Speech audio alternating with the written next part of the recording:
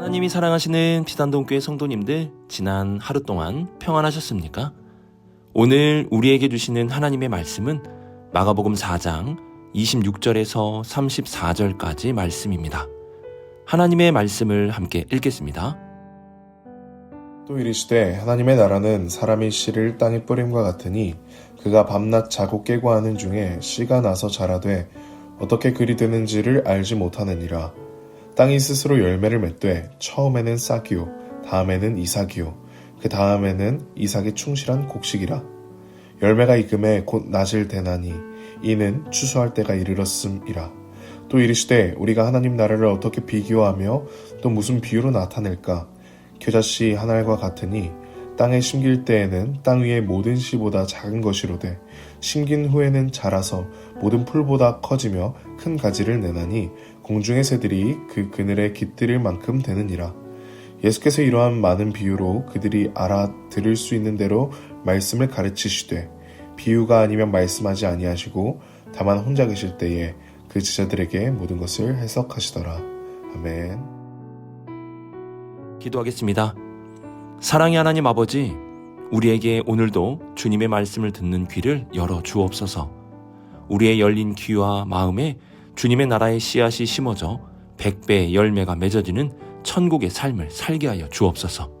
오늘도 귀와 눈과 마음을 열어 주님의 말씀을 듣겠습니다. 이 모든 말씀 우리 주 예수 그리스도의 이름으로 기도드립니다. 아멘.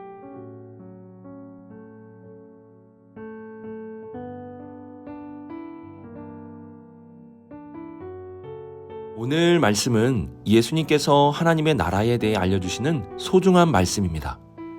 우리는 하나님의 나라에 대해, 즉 천국에 대해 배울 때 어떤 사람들이 상상하고 꿈꾸는 것으로 배우는 것이 아니라 예수님으로부터 배워야 합니다. 사람들마다 자신이 소망하는 천국의 모습들이 있습니다. 그러나 그것은 천국의 실제가 아닙니다. 그냥 사람들이 바라는 욕망이며 개인적인 소망에 불과한 것입니다. 천국은 꼭 예수님께만 배워야 합니다. 왜냐하면 예수님께서 천국의 주인이시며 천국을 우리에게 주시는 분이시기 때문입니다. 예수님은 천국을 설명할 때 주로 씨앗을 통해 많이 말씀해 주셨습니다.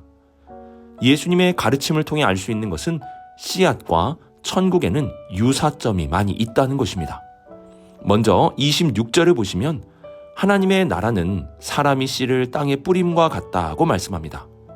이 비유에서 예수님의 강조점을 보면 씨를 뿌리는 농부에게 있지 않고 뿌려진 씨앗에 초점을 맞추고 있음을 알 수 있습니다. 27절을 보시면 농부는 그 씨앗이 자라는 것을 알지 못하고 있음을 말씀하고 있습니다. 이는 농부의 역할을 최대한으로 축소해서 말씀하고 있는 것입니다. 그리고 28절을 보시면 예수님은 뿌려진 씨앗이 스스로 열매를 맺게 되었다고 말씀합니다. 이 또한 농부의 특별한 농작 방법에 의한 것이 아니라 씨앗이 스스로 발아하고 자라서 열매를 맺고 있다는 것을 알려주고 있습니다. 우리도 씨앗을 보면 어느샌가 훌쩍 자라나 있는 모습을 볼 때가 있지 않습니까? 예수님은 바로 씨앗이 스스로 자라는 모습을 통해 우리에게 하나님의 나라를 가르쳐주고 계십니다. 그러면 하나님의 나라는 어떠한 나라입니까? 하나님의 나라는 인간의 방법이 아니라 하나님의 신비스러운 방법으로 나타나는 나라입니다. 농부는 그 자라는 것에 대해 알지 못합니다. 하나님은 인간의 방법으로 하나님의 나라를 이루어가는 것이 아니라 하나님의 방법으로, 신비스러운 방법으로 이루어 가십니다. 예수님의 십자가를 한번 생각해 보십시오. 그 십자가는 사람들이 볼 때 가장 어리석어 보이는 것 아닙니까? 그러나 하나님은 그 십자가에서 하나님의 나라의 놀라운 일들을 이루셨습니다.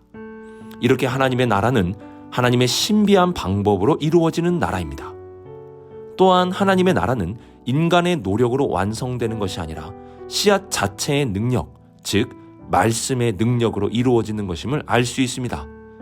예수님이 선포하신 하나님의 나라가 예수님의 말씀대로 이루어지는 것입니다. 인간이 열심히 노력해서 하나님의 나라의 말씀을 이루는 것이 아니라 말씀 자체의 능력이 있어서 이루어지는 것입니다. 우리는 이러한 하나님의 나라를 바라보며 인간의 방법이 아닌 하나님의 신비스러운 방법을 쫓아갈 수 있어야 합니다. 소위 세상 사람들은 기도하면 밥이 나오냐, 떡이 나오냐 라고 말할 수 있을 것입니다. 그러나 우리는 하나님의 신비스러운 방법, 기도를 통해 역사하시는 하나님의 신비를 쫓아야 합니다. 또한 우리는 우리의 노력으로 하나님의 나라를 이루려고 하는 것이 아니라 하나님이 이루실 것을 소망하며 믿음으로 살아갈 수 있어야 합니다. 우리가 하나님의 나라를 이루는 것이 아니라 하나님의 나라의 말씀이 하나님의 능력 안에서 이루어지는 것입니다. 우리가 해야 할 일은 믿고 소망하며 그리고 하나님의 신비스러운 방법에 동참하는 것입니다. 하나님의 나라를 아는 자는 하나님의 신비스러운 일들에 동참하고 하나님이 이루실 일들을 믿고 소망하며 살아갑니다.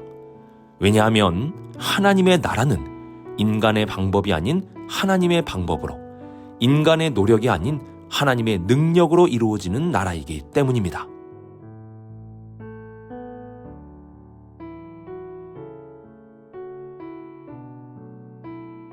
예수님은 스스로 자라는 씨앗에 대한 비유를 말씀하시고 나서 겨자씨를 통해 하나님의 나라를 설명해 주십니다. 앞선 비유는 스스로 자라는 씨앗에 초점이 맞춰져 있다면 이번 비유는 씨앗이 작다는 것에 초점이 맞춰져 있습니다. 31절을 보시면 하나님의 나라가 겨자씨 한 알과 같다고 말씀합니다. 겨자씨가 어떠한 씨앗입니까? 하반절 보시면 땅 위의 모든 씨보다 작은 것이다 라고 말씀합니다. 하나님의 나라는 우리가 볼 때 굉장히 작게 보이게 됩니다. 지금 보면 그것이 무슨 능력이 있는지, 무슨 소용이 있는지 너무나 작고 볼품없어 보이게 됩니다. 그러나 그 씨앗이 심어지면 어떠한 일이 일어나게 됩니까? 32절을 보시면 심긴 후에는 자라서 모든 풀보다 커지며 큰 가지를 내나니 공중의 새들이 그 그늘에 깃들일 만큼 되느니라고 말씀합니다. 심어지면 자라나게 됩니다. 놀라운 것은 그 성장이 너무나 크게 되어서 이 세상의 모든 풀보다 커지게 된다는 것입니다. 더 나아가 큰 가지를 내게 되는데 그 가지에 새들이 깃들어 살 수 있게 된다고 말씀합니다. 이는 이 세상의 그 어떤 나라보다 더 큰 나라가 하나님의 나라이며 이 세상의 나라가 하나님의 나라에 깃들게 될 것임을 말씀합니다. 예수님은 가장 작은 겨자씨를 통해 하나님의 나라를 설명해 주셨습니다. 하나님의 나라는 우리가 볼 때 보잘것없어 보입니다. 하나님의 말씀을 한번 생각해 보십시오. 그 말씀이 눈에 보이기를 합니까? 그 말씀이 우리 눈에 대단하게 나타나고 있기를 합니까? 말씀은 마치 겨자씨와 같습니다. 또한 그 말씀을 전하시는 예수님은 어떠합니까? 예수님은 당시에 볼품없던 나사렛 출신의 목수의 아들로 사셨습니다. 너무나 작은 하나님의 말씀이고 그 말씀을 전하는 예수님도 너무나 작았습니다. 그러나 그 작은 말씀이 예수 그리스도 안에서 선포될 때 어떠한 일이 일어나게 됩니까? 큰 가지를 내고 이 세상의 어떤 나라보다 큰 나라가 나타나게 되는 것입니다. 이것이 바로 하나님의 나라입니다. 이러한 하나님의 나라를 아는 자는 말씀을 무시하지 않습니다. 그 말씀이 지금은 보이지 않고 작아 보이지만 그 말씀이 이루어질 날을 바라보며 말씀을 중요하게 여깁니다. 또한 예수님을 중요하게 여깁니다. 그분을 나의 주로, 나의 구세주로 모시며 그분의 모든 것을 가장 무거운 것으로 받아들이며 살아가게 됩니다. 겨자씨 비유는 우리에게 작아 보이는 하나님의 나라를 소개해 줍니다. 말씀과 같이 작고 보이지 않지만 예수 그리스도와 같이 당시 전한 사람처럼 보이지만 그 말씀이 예수 그리스도 안에서 심어지면 이후에 놀라운 역사가 일어나게 된다는 것입니다. 오늘 하루도 이런 하나님의 나라를 잘 배워 말씀을 여러분의 삶 가운데 심으시고 예수 그리스도를 나의 주로 중요하게 여기며 살아갈 수 있는 우리 모든 성도님들이 될 수 있기를 주님의 이름으로 축복합니다.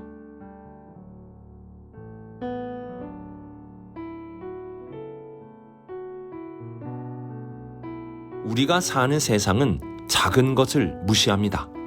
씨앗과 같이 작은 것을 무시하고 겨자씨와 같이 가장 작은 것은 더욱 무시하게 됩니다. 그러나 예수님은 하나님의 나라를 씨앗으로 말씀하시므로 작은 것을 무시하지 말라고 말씀하십니다. 우리 하나님은 이 세상 사람들이 볼 때 작은 것을 통해 놀라운 일을 이루시는 분이십니다. 하나님이 왜 그렇게 역사하십니까? 사람의 능력으로 이루어지는 것이 하나님의 나라의 역사가 아니기 때문에 그러합니다. 하나님은 작은 것을 통해 강한 것을 무찌르시고 작은 것을 통해 놀라운 일을 이루시는 분이십니다. 그래서 하나님을 믿는 사람들은 작은 것을 무시하지 않습니다. 특별히 작은 자들을 무시하지 않습니다. 예수님은 그 당시 가장 작고 천하게 여김을 받았던 어린 아이들을 가까이 두셨습니다. 그러면서 어린 아이들이 천국에 가까이 있으며 어린 아이와 같지 않으면 천국에 들어갈 수 없다고까지 말씀하셨습니다. 왜냐하면 어린 아이와 같이 자금 속에 천국의 비밀이 담겨 있기 때문입니다. 그러므로 우리는 작은 것에 관심을 가져야 합니다. 소외된 사람들, 가난한 사람들, 그리고 가장 연약해 보이는 것들, 그리고 큰 자가 되는 것보다 작은 자가 되는 것에 관심을 가지고 살아갈 수 있어야 합니다. 우리가 작은 것에 관심을 가지고 살아간다면 그 작은 것을 통해 역사하시는 하나님의 놀라운 능력을 경험하며 살아갈 수 있게 될 것입니다. 우리 성도님들, 예수님은 하나님의 나라를 작은 것으로 설명해 주셨습니다. 작은 것 안에 하나님의 나라의 역사가 담겨 있다는 것입니다. 천국을 사모하십니까? 작은 것을 주목하십시오. 천국에 거하길 원하십니까? 작은 자가 되어 살아가십시오. 예수님은 하나님의 나라를 작은 것을 통해 설명하시므로 우리가 큰 것이 아니라 작은 것을 주목하고 작은 자가 되어 살아가라고 가르쳐 주셨습니다. 오늘의 말씀을 묵상하며 하나님의 나라를 예수님을 통해 잘 배우시기 바랍니다. 하나님의 나라는 신비스러운 하나님의 방법으로 역사되고 사람의 노력이 아닌 하나님의 능력으로 이루어지는 나라입니다. 또한 하나님의 나라는 가장 작은 겨자씨와 같습니다. 그러나 그 씨가 심어지면 가장 큰 나라의 열매로 열매를 맺게 됩니다. 이러한 하나님의 나라를 아는 자는 하나님의 신비스러운 방법에 동참하며 하나님의 능력으로 이루어질 나라에 대한 믿음과 소망을 가지고 작은 것에 더욱 관심을 가지며 살아가게 됩니다. 주님께 하나님의 나라를 잘 배워 주님의 나라 가운데 거하는 우리 모든 성도님들이 되시길 주님의 이름으로 축복합니다. 기도하겠습니다. 사랑의 하나님 아버지, 오늘 우리에게 하나님의 나라에 대해 알려주심에 감사드립니다. 하나님의 능력으로 이루어질 나라를 바라보며 소망하게 하시고 하나님의 신비스러운 방법에 특별히 기도와 내 자신을 부인하는 삶에 겸손한 삶에 동참하며 살아가게 하여 주시옵소서.